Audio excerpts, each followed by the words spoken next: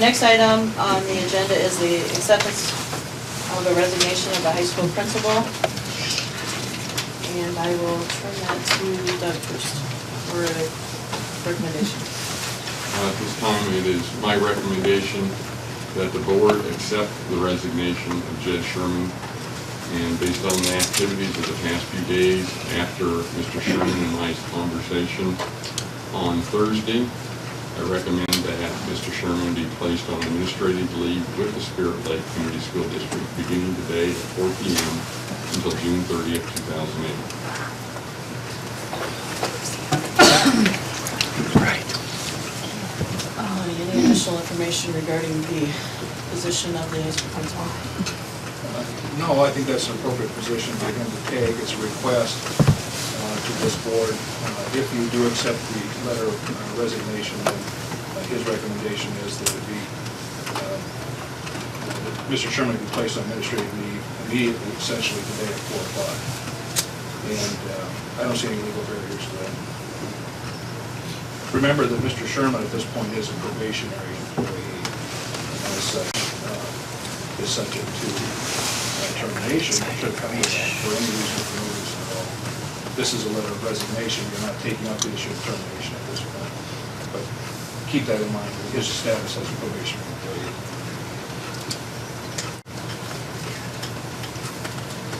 Does the board have any questions? I just had a question on the agreement that was set forth last April as far as mutual compliance with fulfillment of that agreement. I would like to know if we have, as a district, fulfilled that agreement in the spirit of the agreement or the intent of the agreement. Jedd and I have talked about that agreement, and I feel that the spirit of that agreement has been followed by both Mr. Sherman.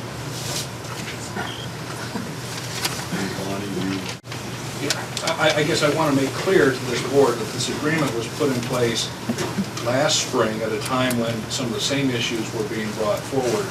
This was an agreement that was intended to cover the 2007-2008 school year. It was not intended to go beyond that.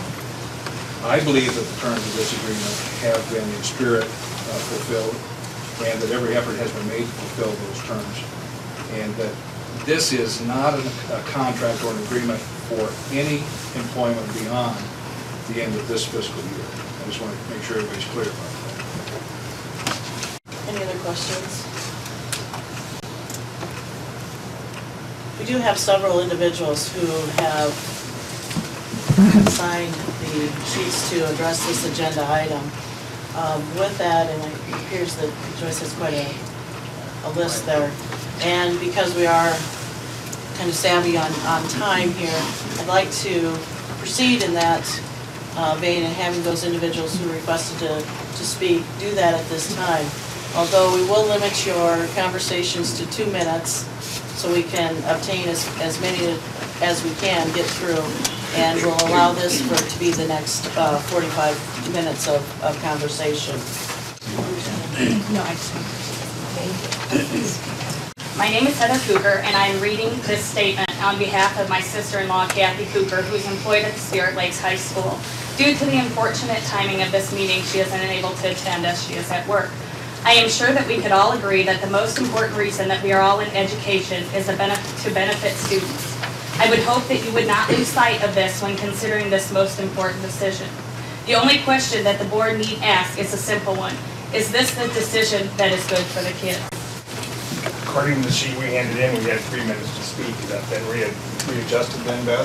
Yes, it has, because of the amount of individuals that wish to address the agenda item. First of all, I'd like to compliment the leadership of this group for making this meeting readily accessible to everyone. Friday evening, I've been in contact with each of you board members and the superintendent. I have a collection of comments gathered that I'd like to address publicly, and let me start by saying that for the most part, my questions are well received. They are as follows. Mind you, some of these reasons for this meeting. Didn't follow through with evaluation. I would ask if the board administration followed through on their part per contract signed by the district. Superintendent says job performance is not sufficient. This comes from a board member, not the superintendent. From input of co-workers, I stated behind him, and to quote, They stand behind him and, quote, "This is the first time in a number of years that they feel a positive and professional work environment. Discipline of students is insufficient.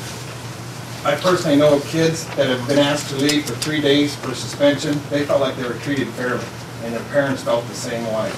Now granted, there may be someone out there that wasn't satisfied, but there are rules laid out in the student handbook that specify their options, ultimately ending up in this boardroom if so desired. Bottom line, be professional in your decision and think of what is best for the kids in the school system." My name is Rick Clean, and I'm speaking on behalf of my wife, Kathy Clean, an employee of the Spirit Lake School District. My wife has worked at Spirit Lake School since 1993. She believes that Mr. Sherman is an exceptional educational leader. He has implemented changes that have made significant impact on student learning and achievement. He provides evaluation and feedback to his staff to help them improve instruction in the classroom. Mr. Sherman has created a culture of learning for everyone at Spirit Lake High School. And by utilizing this tool is a clear example of his commitment to Spirit Lake School's vision that we all learn, including his faculty. My wife has been in education for 23 years, and she is inspired by the positive leadership in Mr. Sherman. From his role in the implementation of common study center time for all students, to the increase in the reading scores of ITEBs, to the personal effort he has made to get to know the students and faculty of Spirit Lake School.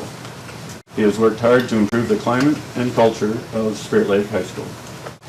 Members of the school board, please ask yourself these questions before you determine whether Mr. Sherman should continue his tenure at Spirit Lake High School.